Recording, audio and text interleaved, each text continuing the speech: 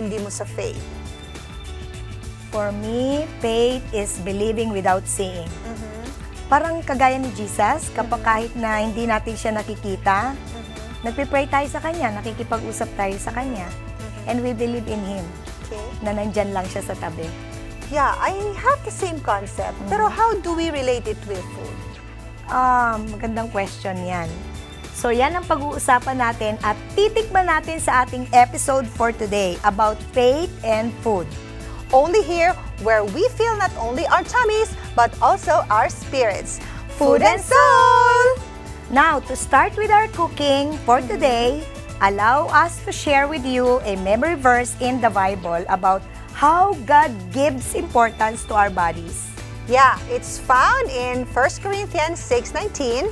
It says, "Or you do not know that your body is the temple of the Holy Spirit within you, whom you have from God. You are not your own." So, ibig sabihin, Hindi ko pag-aari. yeah, hindi ikaw tipong sasabihin mo sa akin na, ako ito. Katiwala lang. Kumbaga parang pinagkatiwalaan ka ng isang bagay na dapat mong alagaan. Correct. Okay. So, ang body natin ay hiram. Tama. Okay. Diba? So kapag hiram, iingatan. At saka isasauli eventually. Diba? So, ano ngayon ang ating menu? Okay. Well, because we believe that our body is the temple of the living God, we will prepare an appetizer that is very healthy and will actually give us nourishment, pero hindi ibig sabihin na we have to eat yung mga meat or any other simple food lang. Yes, it's a very simple dish, pero we will add some eggs to it. So our recipe is called polenta. It's like an omelette. And our ingredients are, we have here kuchay. It's like a flat, yung flat siya na sibuyas, dahon ng sibuyas. So, nikat namin siya ng, nikat namin siya ng ganitong itsura. Yeah, oo. Koreans love this. Oo. And then, meron tayo dito ng tomatillos for toppings. Cherry tomatoes. Yes, tomatillos or cherry tomatoes.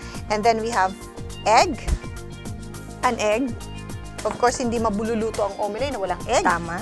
And then a little flour. Sa binder. Yes. And then meron ako dito ng Salt.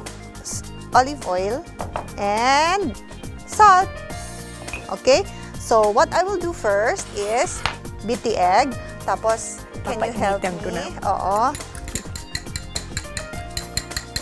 Then I will add a little flour para medyo, ano siya, mas, what you call this, thicker, mas matigas yung ating polenta. Paano yung ano na, yung sinasabi na naniniwala ako pero hindi ko naman kayang sundin yung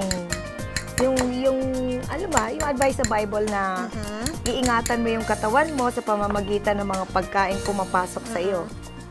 Diba? Well, oo, Kasi tama ka dyan. ngayon, sa panahon natin ngayon, kung ano-anong inilalagay natin, may bituka ng manok at kung ano-ano pang mga laman loob na hindi naman dating kinakain ng tao. Yes. Pati, kumbaga, parang walang sayang, pati dugo na dating itinatapon, kinakain na ngayon. Oo, ew. Oo, iyo talaga. Ito, nilagyan ko siya ng konting salt para may lasa, syempre. Okay. Pero, kukuha kami ng 2 pan kasi ang gagawin ni Arlene ay iinitin niya yung parang ipapansear niya tong tomatillos as what you call this? Smash. Oo. And then, yung isa, habang ginagawa natin naman yung omelette. So, okay. Dito ka? So, ito, ilalagay natin to. So, isa-smash niya muna yung yung tomatillos or cherry tomatoes. Alam mo, sa Tagaytay, ang dami niyan. Oo. Sa tabi-tabi lang. Talaga? Namumulot ako niyan dun sa Talaga? dun sa, kasi yung friend ko dun, meron siyang parang maliit na place. Tapos sa tabi nun, may mga ganyan. So, ihahalo ko na yung kutsay, ha? Sige. Okay. Sa Korean restaurants, madami nito. Makakabili ka ng ganitong siniserve nila as appetizer. Di ba mga Koreans mahilig sa appetizers? Yan. And then we will put a bit of oil habang ginagawa ni Arlene yung tomatoes. Ini-smash niya. Okay, initin muna natin. Nakalimutan ko. Ikaw ba, Alright. nakatikim ka na ng, ano pa ba yung mga pagkain na inilalagay natin sa ating katawan na hindi naman dapat? Sa Madami. ngayon sa panahon natin ngayon, hindi sa panahon nila Hindi, kasi Daniel. actually, ang mga manok ngayon, mga kaibigan, sa totoo lang ha, hindi na siya, dati may 45 days. Ngayon, Hindi na hinat 45 yung days. 30 days na Yes. lang. And bombarded sila ng sobrang madaming hormones. At Arlene, sa tingin mo, hindi kaya yun ang cause kung bakit minsan yung may mga bata natin medyo maagang, Malalaki? yung mga babae mas maagang nagme-menstruate. Yes. Tapos minsan yung may mga lalaki na binabain na. Yung parang Pwede ba yun? mas malalaki yung mga bulky areas ng katawan nila, mas malaki na, hindi katulad dati flat. Ayan, i-fry ko na siya ha. Yan, ganyan lang siya. Yan. So parang pancake na may kutsay. Wow, ang sarap. Bango. So yun. So balik tayo dun sa mga chicken na 30 days. Yung skin nun, alam nyo ba, sobrang daming allergens. Pagka kumain ka ng straight na manok, I don't know, some people are really very sensitive. Na pag kumain sila ng manok, yung pangangate, lumalabas ka agad after several minutes. Pero may mga tao naman na hindi. Okay. Ngayon, ito, tapos na to. Ito, malapit na. Then, we will plate this one na lang. Well, yung egg is a good source of choline. It's very rich in vitamin D. So, yung bones natin na alagaan kapag kumakain tayo ng egg o i-add natin ng egg sa ating mga dishes. Sa mga babae, it's very good kasi pag may egg ka sa food mo, medyo hindi ka prone sa breast cancer. Did you know na other Asian countries consumes like 2 to 3 eggs a day? Tapos dito sa atin, minsan we only consume like 1 in a day. Okay? 1 is enough.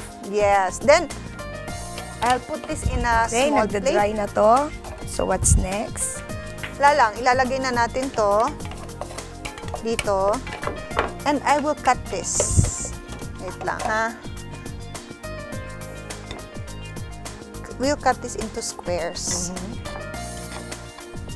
Di ba pag nag-ano tayo, di ba yung mga bata, they like egg with ketchup? Yan. Masarap siya. Yes. Instead of putting ketchup, we'll put na lang the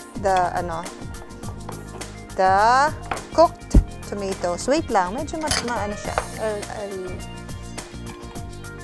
I'll cut this one like this. Then we'll top it with our cooked Tomatoes. Yan. Ang kutsay, nakalimutan ko kung ano yung ano nito. What you call this? Nutritional facts. Pero, I think this is a good source also of vitamin E. No? Kasi it's green, leafy, vegetable. Yan. And then you put it on top. Yan. Yan. Okay. Kakaiba to. Yung iba, they cook their eggs with potato. Yes. Ito, Okay. wow. Minsan, you can put naman bell peppers. Mukhang nalalasahan ko na. Kasi last time kumain ako sa isang Korean restaurant, tapos ganito yung isa sa mga appetizers. Yeah. So nice. Ito na ang aming palenfeta. Now, please watch this recap so that malaman nyo kung ano yung ginamit naming ingredients for this recipe.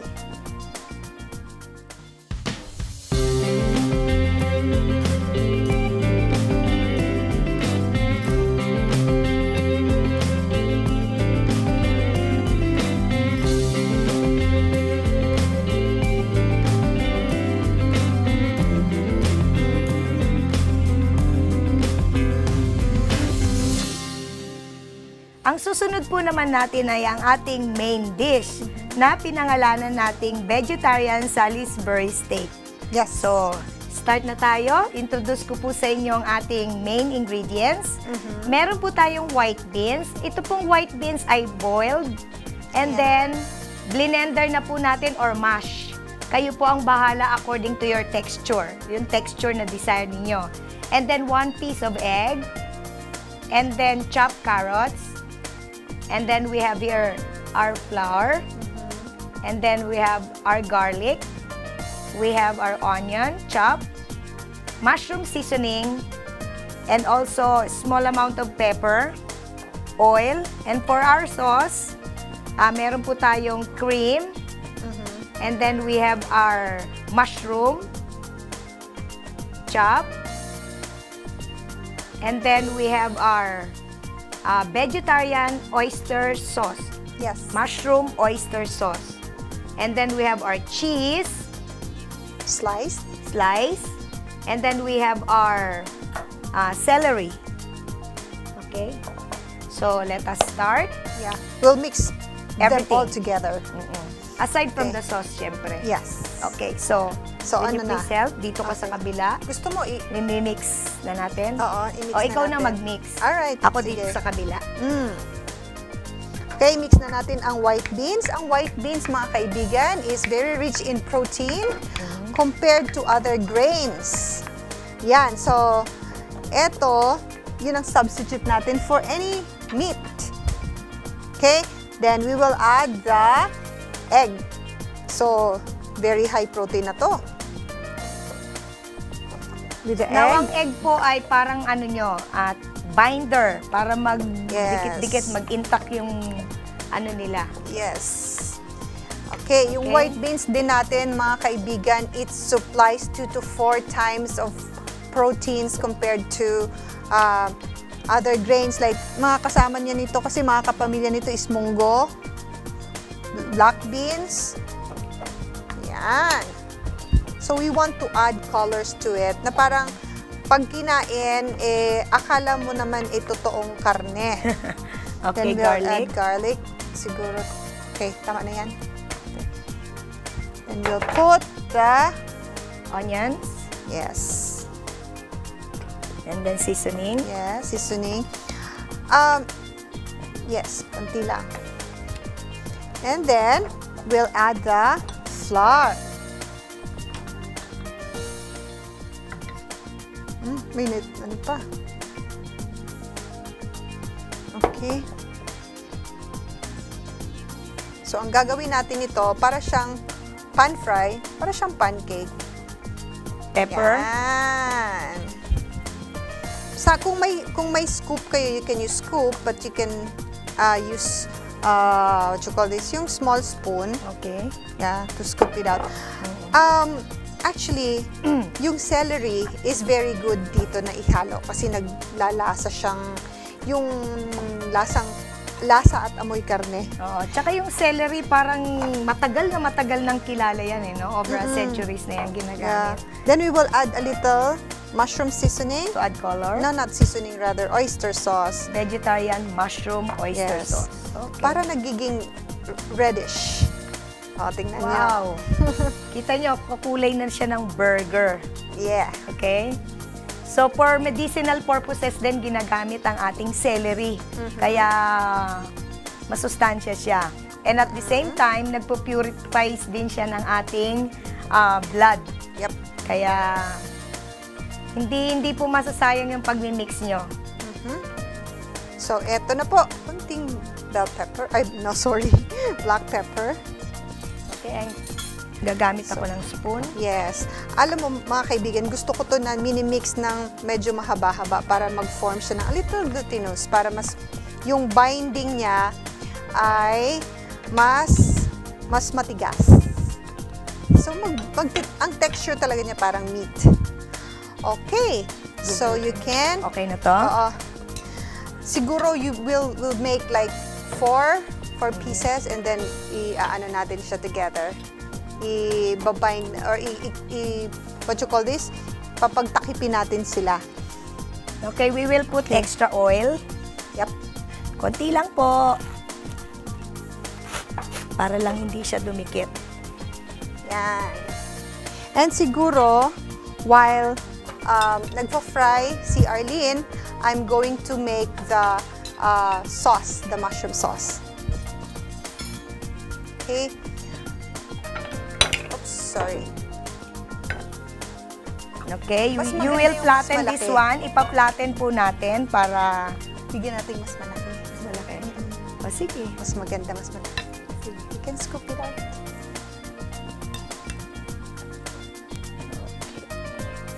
Okay, so, yan, makikita nyo na we will flatten it, we will make like a burger, what you call that? Patties. Yeah, burger patty. Okay, so siguro medyo okay na yun. Then we will wait until it gets cooked. Then ako naman, gagawa ako dito ng sauce. First, what I need to do is to saute the shiitake mushrooms here. Pero kailangan bang i-boil muna yung mushroom? Yeah. Kasi dried yan, di ba? So, ibo-boil natin ng konti. Yan. Pero ito, pre-boiled na siya. Available naman siya sa market. Yep.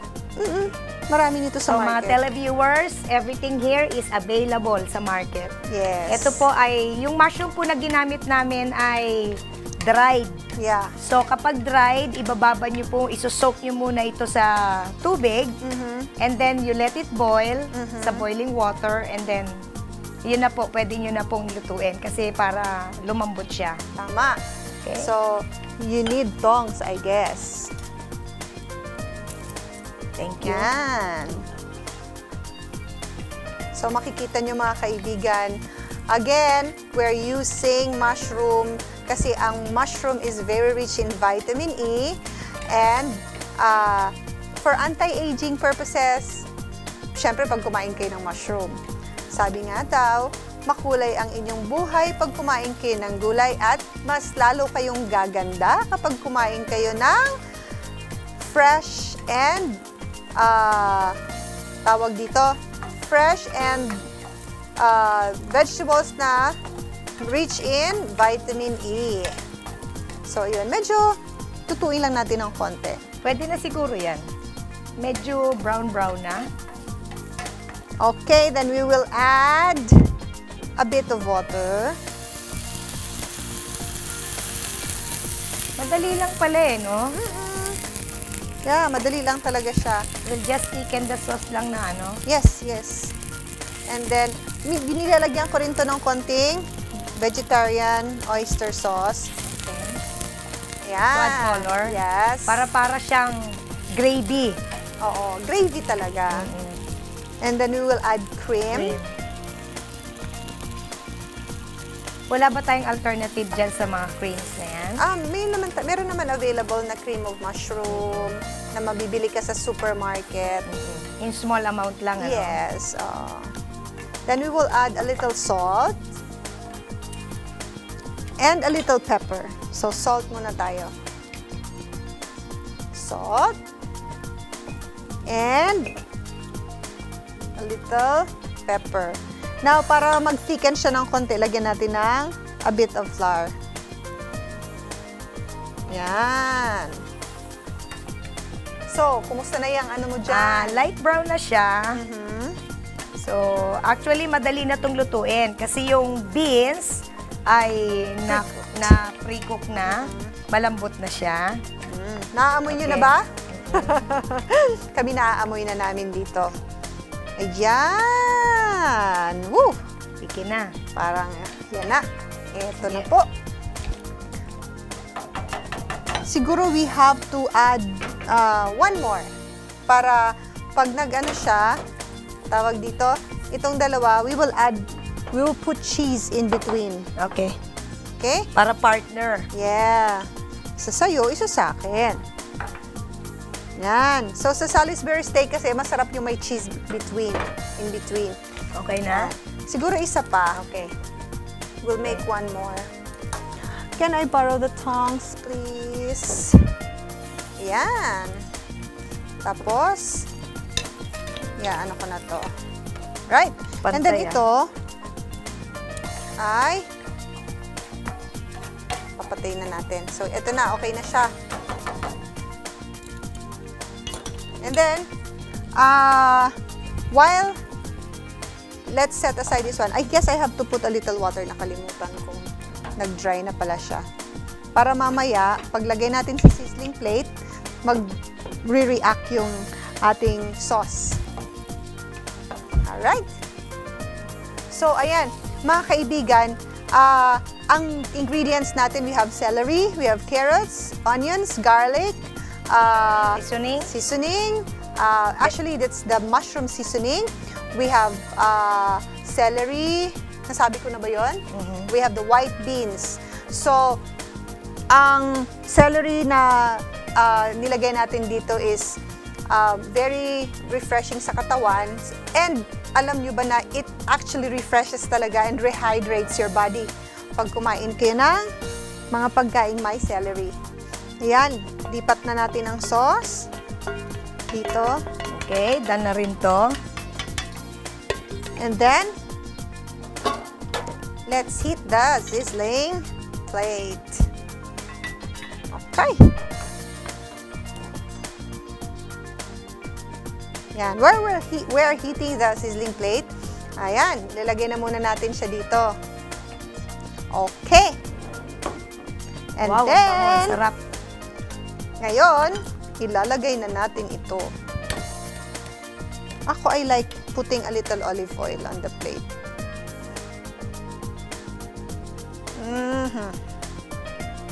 Okay. Kita nyo yung cheese? Yan, ilalagay na natin. Habang iinit natin ang sizzling plate. Oops. Help you.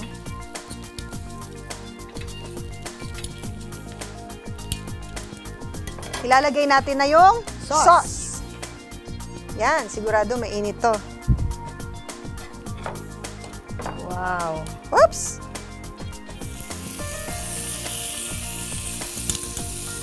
Yan! Nakita nyo, nagsizizzle? Yan! Okay po. So, nakita niyo po yung Ayan, nakita nyo na nagsizizzle. So, ito na po ang ating main dish. Papatayin ko na.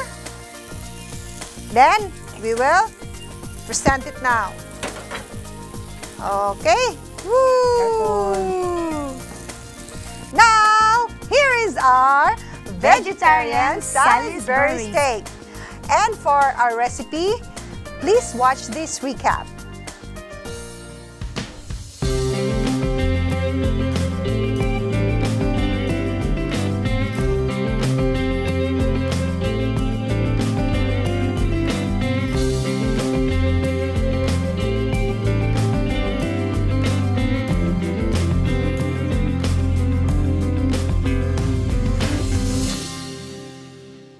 Ayan mga kaibigan, titikman na natin ang mga pagkain prepare natin today.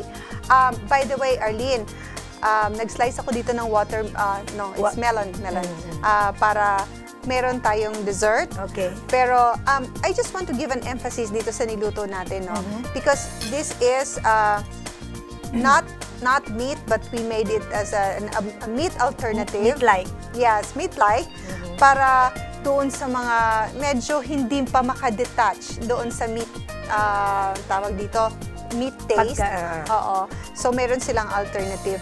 Bakit nga ba we, as much as possible, don't want to eat meat na nakakasama sa ating katawan? Unang-una kasi yung ibinigay ng Panginoon na tamang pagkain sa atin. Nag-umiikot lang siya sa fruits, sa grains, vegetables, at saka nuts. So, ang ano dyan, dun ka lang iikot. Complete meal na yun eh. Kompleto na lahat. May protein, may carbohydrates, may ano yan, may mga vitamins and minerals. So, wala ka nang hahanapin. Now, inalaw lang tayo ng Panginoon noon sa panahon ni Noah kasi wala talaga totally. And that will be found sa Leviticus 11. Yes. Sinasabi doon sa Bible na ang pagkain ng ganitong mga bagay ay karumal-dumal. So, marumi. Hindi dapat kainin. So, pero may ni-recommend din siyang ibang meats sa Leviticus 11. But as much as possible, syempre, closer to nature is closer to God. Sabi nga, closer to good health. So, ayan mga kaibigan, magsisimula na kaming tikman to, and then after that, magbabalitaktakan pa rin kami, pero bago ang lahat, kami muna ay mananalangin. Samahan niyo po kami. Sige, let's pray. Our Heavenly Father, thank you for this food that you have set before us. Thank you for the ideas that you have given us in preparing our food. May you bless each of our viewer that they may also do this same recipe in their homes at magamit sa kaluwalhatian ng inyong pangalan. Salamat ng marami, dear Jesus. In Jesus' name we pray. Amen. Ayan, sige, tikman na natin. Ayan, yung polenta, talagang isa sa mga gusto ko yan pag pumupunta ako ng Korean restaurant. So, ibig sabihin, hindi lang pala ito dito. Yeah. Even in other countries, siniserve din siya. Sa Thailand, marami din ng ganito. Yeah.